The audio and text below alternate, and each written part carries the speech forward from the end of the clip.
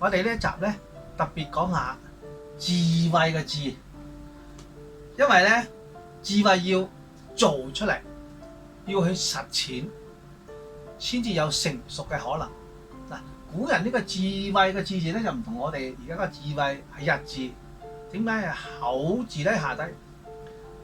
第一，我哋將個知識嘅時候係吸收係聽嘅，但係你有智慧係咩啊？係講翻出去，即係話當你消化咗啲知識，當你實踐咗啲知識，你就可以同人哋講説講解。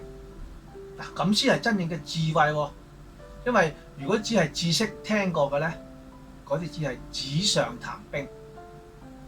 我哋上一集講到人已經有創業嘅能力啦，可能佢已經係有個小嘅事業，亦都可能升咗做經理或者總經理呢啲位置啦，亦都可以話係事業上有一定嘅成功。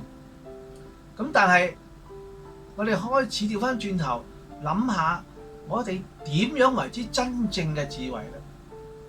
真正嘅大智慧咧，除咗喺你事業上嘅成就，就係家庭上嘅成就。你點樣去創造一個家庭？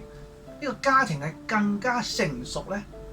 你嘅仔女又如何地延續一個人生嘅生生不息咧？呢啲都係我哋要去思維，呢啲都係成熟嘅智慧，就代表我哋一個所謂普世嘅價值觀，係冇時間空間去阻撓嘅。呢啲先至係真正嘅大智慧。另外一方面咧，我哋又諗到除咗家庭之外，仲有國家，仲有全世界嘅人類。好似好多人有理想去做一啲環保嘅工作，有啲人去做教育嘅工作，有啲人咧就去將古代嘅歷史重新去講述。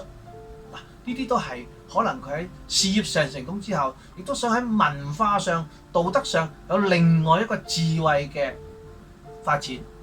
呢個咧其實人生咧係發展嘅空間係無限大嘅。你嘅事業又好啦，你自己嘅文化理想亦都可以嚇。喺呢方面嚟講咧，我哋要重新去諗下，我哋點樣為下一代嘅人訂立一個人生目標咧？你嘅智慧點樣可以成為真正下一代都能夠應用嘅真智慧？大家不妨去想一想。好，多謝各位。